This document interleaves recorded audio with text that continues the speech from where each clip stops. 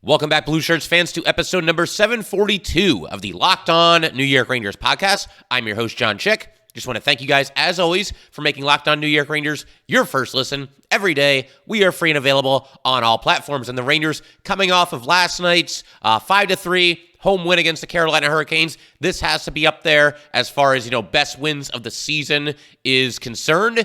Rangers trailed by one goal 3 different times in this game, trailed by a goal going into the third period. They were down 3-2, came storming back, got up 4-3, and then added an empty netter to win this game 5-3. And very impressive to see them rally the way they did, play as strong as they did in the third period, which, of course, was a staple of this team last season when they had so much success and is beginning to become a staple again this season. So it's nice to see them continue that trend. And just considering what the Rangers were up against, I think that's another thing that kind of makes this a candidate for best win of the season. Carolina Hurricanes were on fire, to say the least, coming into this game. They had won 11 straight games coming into this matchup with the Rangers. They also had at least 1 point in 17 consecutive games prior to this one. And another stat for the Canes, and this one's actually going to remain intact, but I think it still is worth mentioning because it makes the Ranger win all the more impressive. The Hurricanes 14-0-6 in one-goal games this season, which does not even seem possible, but it appears to be a fact. Carolina Hurricanes undefeated in regulation in their 21 goal games. And that stat actually remains intact for them thanks to the empty netter by Filip. But nevertheless, obviously the Canes are very, very good in tight, competitive, down-to-the-wire games. And yet the Rangers got the better of them here and dealt them a loss for the Hurricanes that saw the Rangers rally in the third period. But just an awesome third period by the Rangers. We're going to spend some time talking about that. Also going to identify an area where the Rangers, I thought, struggled in this game. Also going to talk about the decision from Gerard Gallant. There's times, I swear, he just can't help himself. He has to do something to the line combinations. And in the third period in this game, he flip-flopped Filip and Barclay Goodrow. So we'll talk about that decision. And also going to basically just call for the top line to remain intact. I want to continue to see Chris Kreider, Mika, Zibanejad, Kaapo, Kakko round out that top line every single night for the foreseeable future and possibly for the rest of the entire season and hopefully the playoffs as well. But I think we will get to the third period here. As far as the line combinations, it's basically what the Rangers have been going with. Johnny Brodzinski was a healthy scratch for the second straight game. He had a fourth line of Goodrow centering Blais and Gauthier.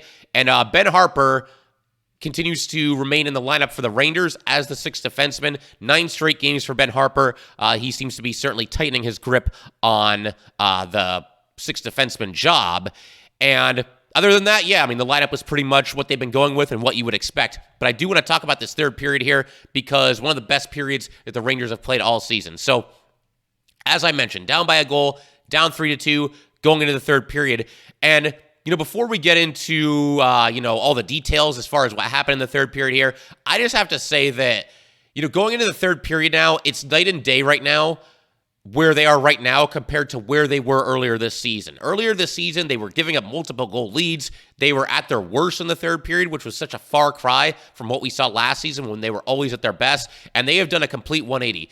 Rangers go into the third period, at least for me, and I'm sure for a lot of you guys as well, there's a confident feeling. There's a feeling that, okay, the Rangers are going to be at their absolute best. Even if they played well in the first 2 periods, it feels like they're going to go to a whole new level in the third period and just find a way to get it done. And, that's not going to happen every single night, but there's obviously, a reason to feel good now when you see what this team has done in the third period during this recent hot streak that the Rangers are on. So just first and foremost, forget about all the details and line combinations and this goal and that goal and everything that happened. There's just a good, confident feeling going into the third period right now, and that obviously is a fun way to watch these games. You're not waiting for disaster. You're waiting for the Rangers to excel and find a way to get the job done. They came out flying in the third period, and they scored fairly early in the third to tie the game.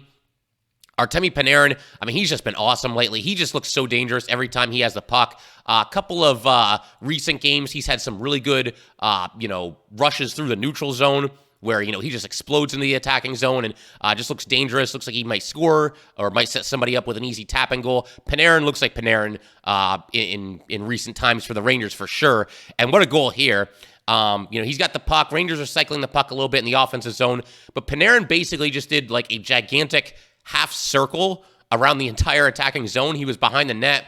He goes around the boards, he goes toward the center of the ice, and he just lets it fly from the center of the ice at the blue line, and he scores, goes through the 5-hole, and ties the game early for the Rangers at 3-3, just kind of setting the stage for everything that was about to happen in the third period. And the Rangers finally, after scoring a goal here to tie it, they had a good couple of shifts after this as well.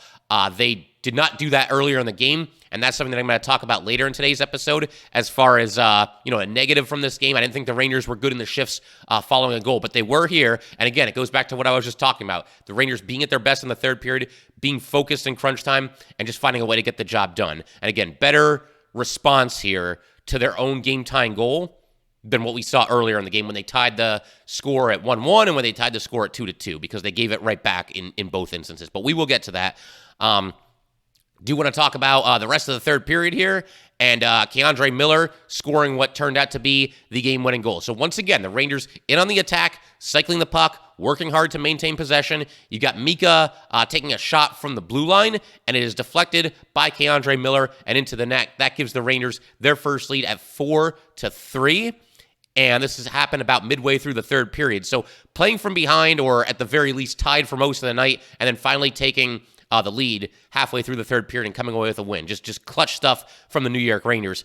But, you had Kakko carrying the puck on this play, shielding it from a couple of defenders. He then passes back to Mika Zibanejad at the blue line. Mika shoots, and Miller tips it in. So awesome to see the Rangers finally take the lead. And I wrote into my notes at that point, need another strong shift following a goal here, because like I said, that was an issue at times earlier in this game, but it was not an issue here. Rangers continue to play well down the stretch, defended really well, got a couple of scoring chances, had a couple opportunities to possibly build on their lead. Were not able to do so, at least until the net was pulled, but just really good stuff from the Rangers in the third period here, and a really nice job playing with the lead once they finally had it, like I said, midway through the third period. But yeah, a couple of chances, down the stretch for the Rangers. You had Kravtsov making a couple of moves to the net. The save was made, but the Canes shot the puck out of play. They were kind of panicked because they were back on their heels there. So good on Kravtsov, who I thought had a pretty strong game despite no points, forcing the Canes into a penalty there. And, obviously the Rangers weren't able to take advantage on the power play, but a couple of more opportunities, couple of nice saves, by the Hurricanes to keep them in the game, just one goal down. But then Carolina actually got a power play, still trailing by 1 in the third period. And I thought this was Igor's best save of the night. Just a great point-blank save against Jarvis. Jarvis had the puck in front of the Ranger net, right there in the crease, and Igor fights it off, steers it aside, and the Rangers maintain their 1-goal lead, and they clear. That was at the tail end of a Carolina power play, and so obviously a big-time clutch save by Igor Shesterkin in that instance. Rangers actually got another power play with 2:45 left. There was kind of a strange play where Martinook, it seemed like he didn't realize that his stick was broken, and he tried to play the puck, and they called him for it, and so the Rangers get on the power play with 2:45 left. So Canes are going to be a man down trying to get the equalizer for most of the remainder of this game, and they eventually do pull their goalie, but obviously that only gets them back to 5-on-5, and the Rangers score an empty net goal. Filip coming through there. You've got Trouba at the blue line. He passes across the ice to Miller. Couple of Hurricanes went to Miller. They're trying to protect against the empty net. Miller was very patient, moved toward the net a little bit, kind of drew some of the Canes toward him, and then passed back across the ice to Filip. Hito's got a wide open net, and he does not miss, and that puts the Rangers up by 2 goals with about a minute to go and sent them on their way to a victory here. But, we're just getting started here. I want to definitely kick off today's episode by discussing the third period because it was just awesome for the Rangers coming through with a clutch 20 minutes there and finding a way to get this win against a team that was absolutely on fire coming into this contest. Going to talk about some other things, including an area where the Rangers struggled at times in this game. Also going to talk about the decision to flip-flop Chytil and Goodrow, bunch of other stuff as well. We will get to all that in just a second. But first, gotta let everybody know, today's episode of Locked On New York Rangers is brought to you by BetOnline.net. BetOnline.net is your number one source for sports betting info, stats, news, and analysis. Get the latest odds and trends for every professional and amateur league, from pro football to college bowl season to basketball and hockey. We've got it all at BetOnline.net. And if you love sports podcasts, you can find those at BetOnline as well. We are always the fastest and easiest way to get your betting info. Head to the website today or use your mobile device to learn more. BetOnline, where the game starts. All right, we just want to thank you guys, as always, for making Locked On New York Rangers your first listen every day. We are free and available on all platforms, including YouTube. So as this game was progressing, there were two things that, were kind of negatives for the Rangers in this game that I wanted to talk about. And I decided to basically just combine them essentially into one segment here because they kind of went hand in hand. One was the inability to clear the zone. This was really a problem for the Rangers early in this game. The other was a couple of lackluster shifts that immediately followed a goal. And like I said, we might as well combine them. They kind of went hand in hand in this game. And we'll start with the two Carolina goals that immediately followed Ranger goals. And what I'm going to do here is talk about the Rangers game-tying goals, the goals that made it 1-1, and the goal that made it 2-2, but then also talk about what happened immediately after that. So you got the Rangers on the power play, and it's 1-1 at this point. And they end up scoring a goal. You've got Panarin to Trocheck to Mika to Kreider. Almost scored there. A couple of really great passes. Second unit came on, and you get a shot from the blue line from Jacob Trouba. He scores. I thought, Filip did a really nice job getting to the puck in the corner, working it back to Trouba. Trouba shot and scored from the blue line. Lafreniere was in front, but he didn't touch it. Good that he was in position, though, and perhaps distracting the goalie a little bit. But then the Rangers... they really had a rough shift after this, and they gave back the lead just 16 goals after Trouba had tied it here. And this is something that, coming out of the holiday break, I think has been a little bit of an issue. I think there's been times, even before this game, where the Rangers have not been at their best in a shift that immediately followed a goal. And up to this point, it hadn't really burned them. But yeah, just too many lackluster shifts immediately following a goal. And that's something that comes up for this team every so often. And they finally got burnt by it twice in this game.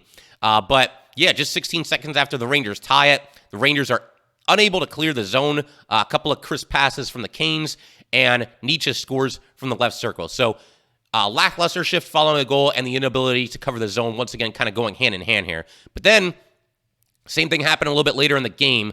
The Rangers once again tie the score, this time at 2-2, and the Canes take the lead just 29 seconds later. This cannot happen twice in the same game. I mean, it's going to happen once in a while over an 82-game season. Cannot happen twice in the same game, though. But basically, you've got Panarin. He explodes up the ice. Burns takes a holding penalty. And then the Rangers are able to capitalize on the man advantage. The Rangers actually scored 3 power play goals in this game. They went 3 for 5 on the night while holding the Hurricanes to 0 for 3. But you've got kind of a weird goal here. Panarin goes up the center of the ice on the rush, over to Kreider, who's along the boards. Kreider passes in front to Mika Zibanejad. Mika's heading toward the net, and he tries to pass it ahead to Trocheck. Trocheck didn't actually touch it, but it went right through the goalie, right through the 5-hole, and Mika gets credit for the goal. It's kind of a changeup and just kind of threw off the goalie a little bit, I suppose, so that ties it at 2-2. But then seconds later, once again, Rangers unable to clear the puck out of the zone, and then Chatfield just plays the puck toward the net. Chytil deflected it, and it went in, and that made the score 3-2 in favor of Carolina. So like I said, you just cannot have something like this happen twice in the same game where you work really hard, you find a way to tie the score, and then you give it back, 16 seconds later, 29 seconds later, whatever it might be. But it did happen, and the good news is that the Rangers, despite that, found a way to win this game, as we already discussed. But yeah, got to be a little bit sharper in the shift that immediately follows a goal. And there were some other instances in this game as well where I thought the Rangers just were not able to clear the puck in situations where you would hope that they would be able to. And on one hand, you do have to credit Carolina. I mean, they're a great team. They're making things happen. They're applying all kinds of pressure. They're playing very aggressively, and they'd won 11 in a row. So I would imagine this kind of aggressive play and just kind of forcing the issue, forcing teams into mistakes, it's probably been a big part of the lengthy winning streak that they had, at least up until last night. But yeah, obviously Carolina, they're very aggressive on the forecheck. They got on you in a hurry. And there were times where it felt like the Rangers, they were almost like moving backward in their own zone when they should have been trying to get the puck out, and instances where they should have been able to clear, and they just were not able to do so. Second period, good example of that was early in the second period. The Rangers got the puck to the blue line, but they just couldn't get it out of the zone. The Canes kept it in, kept the play alive. They got the puck in front of the Ranger net, a little bit of a scramble there, and Trocheck ends up taking a cross-checking penalty. So the inability to clear the zone in that instance led to a power play opportunity for the Hurricanes. Rangers were, able to clear it off, kill it off rather. But obviously, just an area where the Rangers need to be a little bit better going forward. But we're going to continue talking about everything from this game in just a second. I want to get into the decision to flip-flop Chytil and Goodrow, and also make a plea to leave the lines intact, but especially the top line, and especially Kaapo Kakko continuing to play with Mika and Kreider. And we will get to all that good stuff in just a second. All right, so I want to go ahead and talk about the decision by the Rangers to flip-flop Filip Chytil and Barclay Goodrow in this game. This seemed to be a result of the Canes goal that saw, a shot go in off the stick of Filip Chytil. And, it was kind of just a bad break for Chytil. He's trying to break up a scoring opportunity, but unfortunately what he did was he extended his stick, deflected the puck, and knocked it into the Rangers' own net. There were some strange goals scored both ways in this game, and this was certainly one of them. And when this first happened, when I saw Goodrow out there taking an offensive zone faceoff along with Lafreniere and Vesey, I thought this was just because, it was late in the game, believe it was tied at this point, and I thought that they just wanted Goodrow on the ice because he would have a better chance of winning a critical faceoff than Filip Chytil would. But this seemed to be what the Rangers did down the stretch in this game. They seemed to stick with these line combinations, with Goodrow on the third line, Chytil on the fourth line. And I really don't think that, the punishment fit the crime here. I don't think that Chytil really deserved to be promoted. Like I said, it was unfortunate what happened. He was kind of responsible for a Canes goal, but he was trying to break up the play. And it's not like he had been playing, terrible, lackluster hockey all night. He was responsible for one of the Rangers' earlier goals. He ends up adding an empty netter a little bit later. So, it'd be one thing if he just had a really lackluster game and that was kind of just a straw that broke the camel's back and Gallant decided to make the change. But that didn't really appear to be the case. The reason for Chytil dropping to the fourth line and Goodrow moving up to the third line seemed to be, and I can't speak for Gallant, but it seemed to be all related to just this one play where the shot went off of Filip Chytil's stick and went into the net. So that was unfortunate. I would imagine that the Rangers, though, in the next game will go back to the way that they started this game in terms of the line combinations. I don't think you're going to see Filip Chytil centering the fourth line with Blais and Gauthier. I think he'll be back up there with the third line. Barclay Goodrow will drop back down to the fourth line. So I didn't agree with the line changes there, the swapping of Chytil and Goodrow. I suppose with Goodrow, though, another example of him being able to step into any role, play any position on any line, and do it well. But like I said, I would imagine that Filip Chytil will be back in the third line. He's played well this season. He doesn't deserve to be permanently demoted to the fourth line just because of one miscue. I don't think he should have been demoted to the fourth line at all, even in the short term in this game. But the Rangers did it. It is what it is. And hopefully, like I said, Chytil will be back on the third line going forward in the next game. But this kind of leads me into the next thing that I want to talk about, which is basically just an open plea here for the Rangers to leave the line combinations the way they are. And it's not even so much that, I think that these are 100% set in stone, the best possible line combinations that you could possibly come up with. And maybe they are, maybe they're not. But for me, the bigger thing here is I just want to see some continuity. And I especially want to see continuity when the Rangers are basically on fire, which they have been starting before the Christmas break, when they won 8 out of 9 games going into the holiday break. And then, they lost 2 games coming out of the break, but they've won 2 since then. They've been scoring a lot of goals. Just keep it the same, and especially keep the top line together. Keep Kaapo Kakko with Mika Zibanejad and with Chris Kreider. This is the best hockey that Kaapo Kakko has played since coming into the NHL. I do not want to mess with that. He seems to have gelled rather seamlessly with both Mika and Kreider. I think Mika and Kreider themselves are playing better hockey than they've played all season as line mates, and Kaapo Kakko has to be at least part of the reason for that. Mika and Kreider, even when they were on the top line together, you had Jimmy Vesey there for a little while. It seemed like the line combinations were never the same. We even saw Blais on the top line in the preseason, which is pretty crazy to think about. it's the preseason, so try a couple different things, see what works. I get it, but Sammy Blais was there. Kakko, just a little bit of an upgrade on Sammy Blais for the top line right wing spot, wouldn't you say? I think we can probably all agree with that. But yeah, there's just no reason to break up this line. They've been on fire lately. Kakko had an assist in this game. He actually could have had 2 assists, but they ended up changing the scoring of one of the Rangers' earlier goals, so he ends up with just 1. But Mika Zibanejad's been on fire. He ends up with a goal and an assist in this game. And Kakko, in his last 12 games, has scored 5 goals and dished out 5 assists, and he's done most of that, or at least a good chunk of that, while playing with Mika and with Kreider. He did some of it on the kid line as well when they were reunited for a spell there, but Kakko's feeling it. And this just looks like a well-oiled machine, this Ranger top line right now. Just looks like a much more confident player. And as I tweeted out last night, just leave them together. If it ain't broke, don't set it on fire. You know what I mean?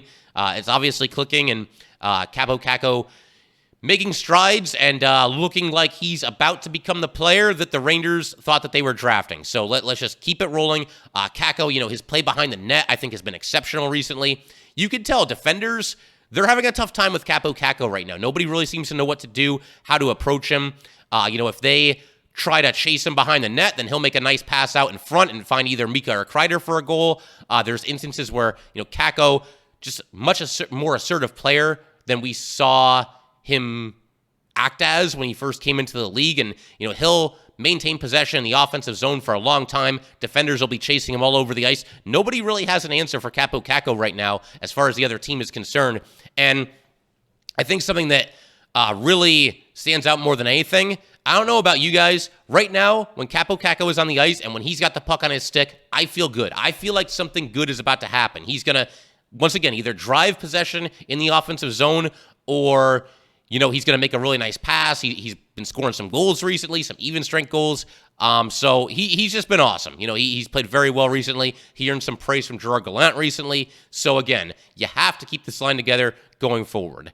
It's just the way that it has to be right now. These 3 have clicked, and when you're getting this much out of Kakko, who has had an inconsistent start to his career, to say the least, I think you owe it to your team to stick with this and get him to that next level, because he is playing, like I said, the best hockey that he's played since coming into this league, and his confidence seems to be at an all-time high, at least since, once again, he joined the New York Rangers.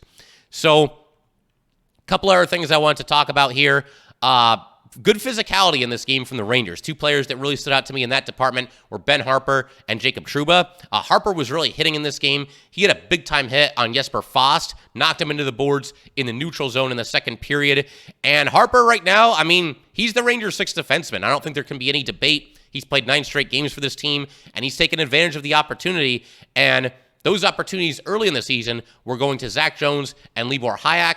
Mixed results from both players at best, and I think Ben Harpur has outplayed both of them. There's nothing all that flashy, but he's a tough, physical, stay-at-home defenseman, and he's just done a nice job for the Rangers thus far and has seemingly earned the trust of the coaching staff. And we'll see if the Rangers look to make a move at the deadline and add another defenseman. They very well could, but for the time being, I don't think there's any debate. I don't think there's any question about it. Ben Harpur needs to be in this lineup.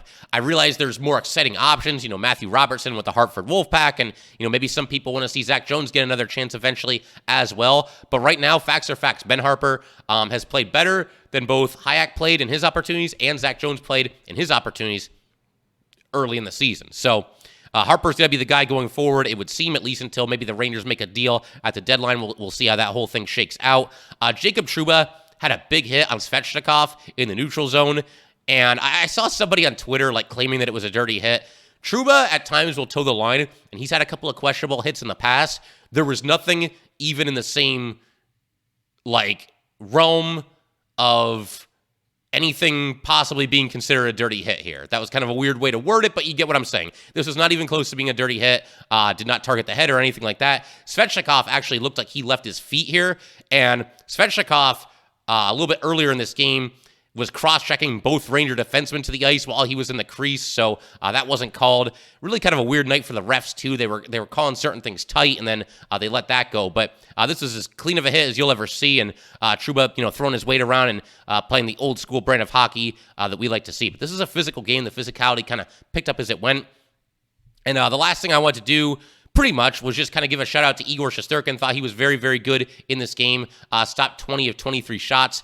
He made a really clutch save when the Rangers finally took the lead to go up 4-3. The Canes had a power play opportunity fairly late in this game. Excellent point blank opportunity for Jarvis. We actually talked about this a little bit when we were discussing the third period by the Rangers, but Igor with a point blank save there. And, he's not posting the same, video game otherworldly numbers that he did last year is Igor Shesterkin, but, I'll still take him over pretty much any goalie, probably any goalie in this league in a big game. I still think when the season is all said and done, Igor's going to be up there as far as the stats are concerned, and it seems like he really has come up with some clutch saves this year.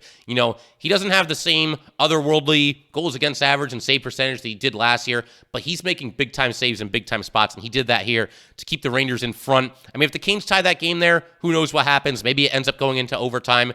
Obviously, the Rangers have not really been that great in overtime, and even if the Rangers win in overtime, the Canes still get a point out of that. The Canes are one of the teams that the Rangers are competing with. So a big-time save and a big-time spot for Igor Shesterkin. And then to just kind of, wrap up with a couple of just sort of random thoughts here. Madison Square Garden was absolutely rocking for this game. They were really into it. I thought the fans really showed up for this one.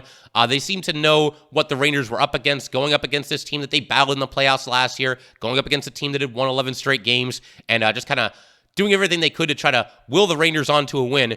And it was just nice to see an arena with a pulse, because the Rangers' last two games before this were at Tampa and then at Florida, and I thought those were the two quietest games that the Rangers have played all season in terms of just fan engagement. Both of those fan bases just seem to be sitting on their hands all night. I don't know what that was all about, but just very, very quiet. So it was nice to just see, an atmosphere that was befitting of an NHL game, especially one where you've got, two really good, elite teams in this league, battling for 60 minutes. This is a heck of a hockey game, and I thought the fans were really into it, and, hopefully I like to think spurred the Rangers on to this win, at least a little bit, as much as the fans can possibly affect a game. I think they certainly did here. They were rocking all night. Just a really fun atmosphere, and once again, befitting of, two elite teams battling in a really competitive game like this. And, I figure we could pretty much call it there for today.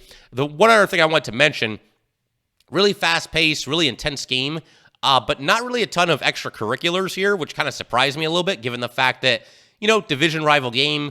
They went 7 games last year in the playoffs, but, not the worst thing either. Obviously the Rangers and Canes just let their play settle this. Wasn't really about, cheap shots or anything like that. So that was good as well. But yeah, that'll pretty much do it for today, guys. Just an awesome win for the Rangers, and just the kind of win that just makes you look forward to the next one. The Rangers are going to be playing Montreal in their next game on Thursday, and we'll keep our fingers crossed that the Rangers can come up with a really nice encore. So great win, but that will do it for today, guys. Once again, if you'd like to get in touch with this podcast, please send an email to lockedonnyrangers@gmail.com.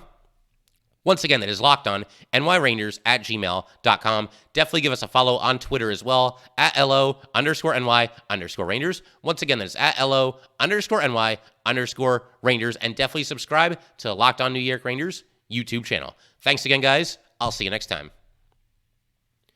Thanks for making Locked On New York Rangers your first listen every day. For your second listen, check out Locked On NHL Prospects, your daily podcast covering the next generation of hockey superstars leading up to the NHL Draft. Locked On NHL Prospects, available on YouTube and wherever you get your podcasts.